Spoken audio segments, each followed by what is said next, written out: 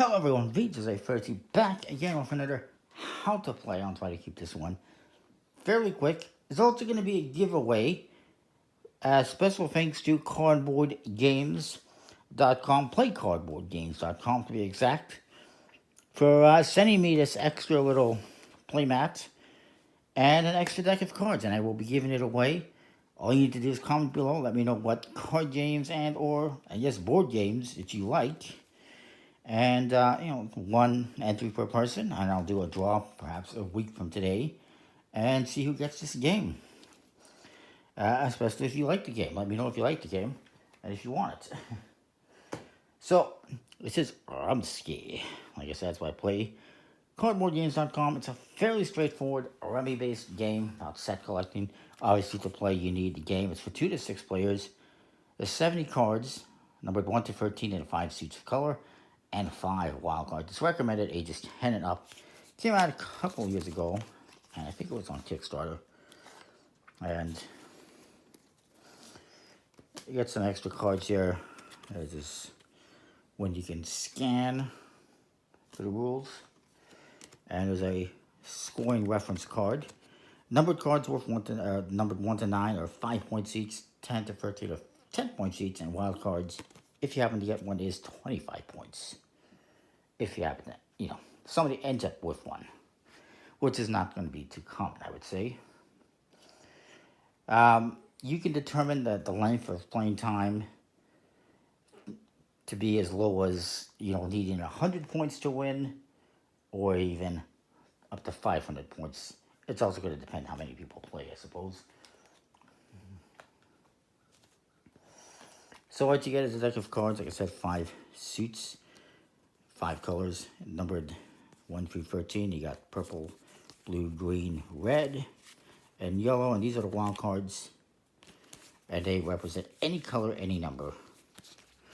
And what you're trying to do is collect sets of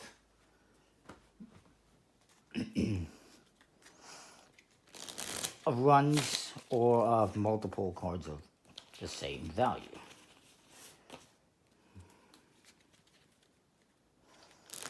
You need to have at least a group of 3 or more cards of the same numbered card, or 2 numerical sequences of 3 or more cards of the same colored suit.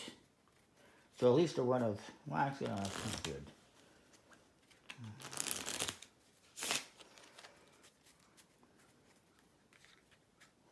Yeah, number 2. I was like, not 2? No, it's not 2, it's number 2. Is a numerical sequence of 3 or more cards of the same colored suit. So, for instance, you can get 3 number 5s, 3 of the 5s, or 3 13s, and you can put that down, or 11, 12, 13, but in order to do a run, it has to be all yellow or all purple. You always start with the person to the left of the dealer, and that person may either draw the top card from the stockpile, or they can draw from the discard pile.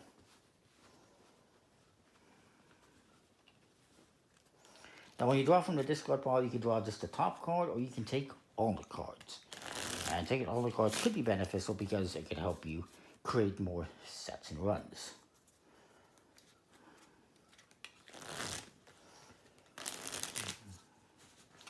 And of course, you're going to take turns being the dealer, rotating clockwise.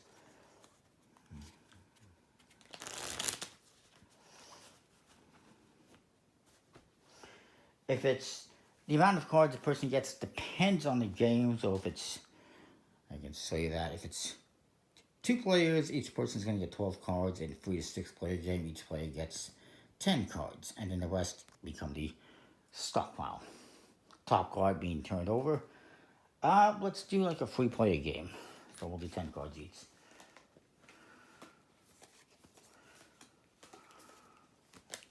Now I know it says 1 at a time, but we'll try to speed it up here.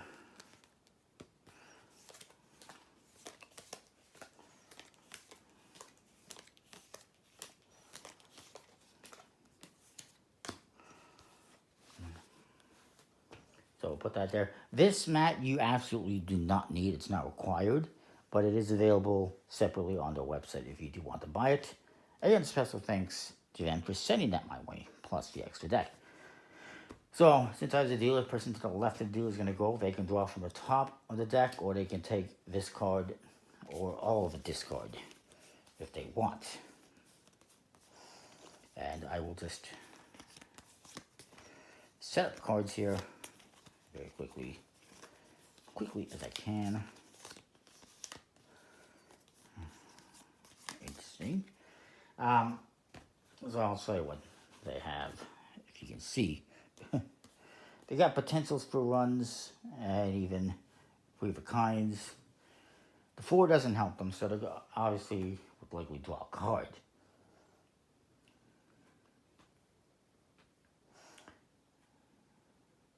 After you draw a card, you may lay down any match sets to a community. And the community is going to be where everyone plays their sets and anyone can add to those sets at any point in time. A wild card, of course, can be part of any set, and then you can also move it around as needed. So he's going to draw a card. It's an 8. Doesn't really help them. Now, this player may end the turn without playing any sets. They can also, if they want, make a discard. You do not have to make a discard. However, if you are going to discard a card, you must match the value and or color of the top card of the discard pile. In this case, they'd have to play green 6 or the red 4. So that's the one rule to discard. It kind of is like Uno style type of discard rules where you have to match that card. So that's kind of interesting. So this player, he can't play any sets. We'll just end his turn. This player, let's see what he's got. A couple of 7s, a couple of 10s, potential 10. Ooh, okay, well, he's got a set that makes sense for him to play. So the 4, again, doesn't really help them. So they're going to draw a card from the top pile. It's a wild card. That's fantastic. So they're going to set down these 3 7s in the, we'll just say this is a community here. And then they can also do, they can do 10, 11, 12. And then they don't have to make a discard. They can't match the pile, so they're going to put this aside. And now it's going to be my turn.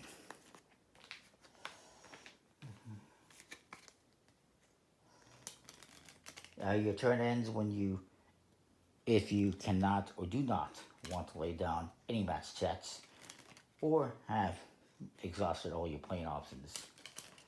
And then you may discard a card from your hand after you've made your moves. But you're not required to play to the discard pile, so that's always cool. But it's a good idea to play to discard pile if you can, because you're trying to get rid of the cards in your hand. So it's set collecting, it's also shedding, it's a combination of things, and I think that's pretty cool. Now, the one alternate thing as well, if you're playing in a 2-player game, you must lay to the community at least once in a prior round before going out the next round. Rumski is what I'm talking about. Rumski, so once a player lays down the remaining cards without discarding in the last turn, that's considered Rumski. It's called Rumski, and you can do that in a 2-player game, but you have to lay to the community at least once before that. If I'm understanding that correctly. Now, wild cards can only remain in a player's hand if received from the initial deal or drawn from the stock. And there's 5 wild cards you can use with any set. What I'm saying about that is, if I wanted to take this wild card from here and replace it with a 12, I have to immediately play it to another set. I cannot hold on to it. I can only hold it if I draw it or if I originally receive it in my hand. To start off with, let's see what I've got here. Not much, unfortunately. That 4, though, is useful to me, so I'm going to draw out a 4. I'm going to play this to the community, and now I can pretty much discard whatever I want, if I want, and I might. I don't have any 7s that I can add to that. I don't have any other cards I can add to that one. Yeah, let's just discard the 6, just to get rid of a card. Now, this player's going to go, he likes the 6, so he's going to draw that 6, and he's going to play a set. And then let's see what else he can do here. He can't... Well, he could play this 4 to this set. He can keep adding cards to sets as much as you want. And that's going to be his turn. He might as well discard this 3. And now this player's going to go. There's nothing there that helps him, so he's going to draw a card. And that helps him a little bit, but not much. Let's just say he decides to discard the 10. It's my turn again. A 10 isn't very helpful. Let's draw a card. It's a 9, not the most helpful. I'm just going to end my turn like that. We'll go to the next player. He likes the 10. He's going to draw the 10, and he's going to play down a set. And then that's going to be his turn. Next player was a card. It's a 9. Not very helpful. Well, he can't make a discard. Doesn't want to make a discard. So we'll end his turn at a 9. Might have helped me. I get 11. That's perfect. So I can play 11, 12, 13. If I want, I could. I'm going to do that. I'm going to move this 10 over here, and I'm immediately going to use the wild card to make another set of 11s. So that's one way you could do that.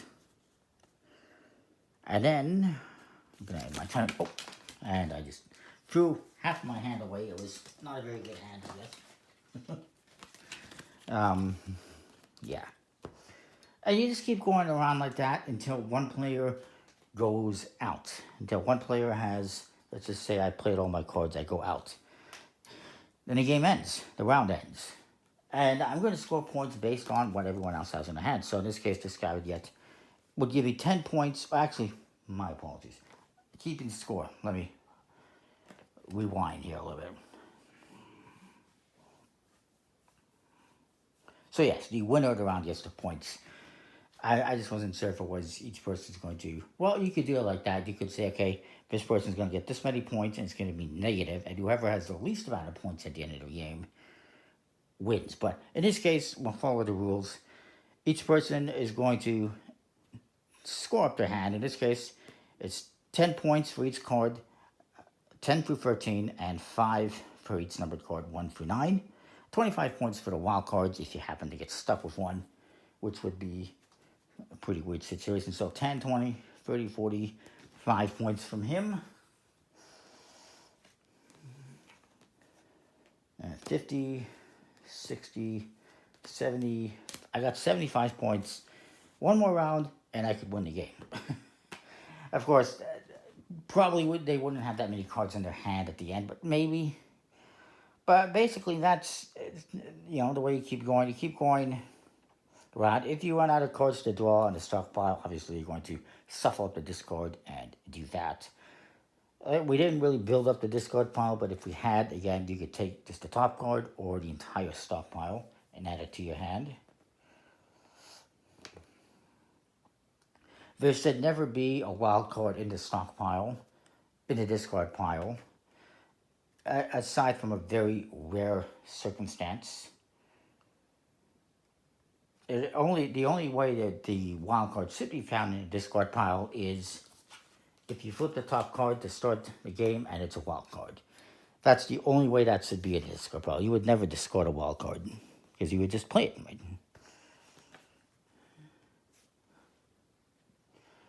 And I believe that's it. When your turn is over, you signify by either discarding a card or knocking, as it said. Let people know your turn is over. That is that. It's a pretty simple, straightforward game. Rumski. I like it. Comment, like, subscribe, let me know what you think. We'll see you next time for more. Thanks for watching. Again, thank you very much to playcardboardgames.com for sending me the extra mat and deck. Don't forget to enter the giveaway by making a comment down below and letting me know what you think of this game and what games you like to play. So, that is that. Good luck to everyone.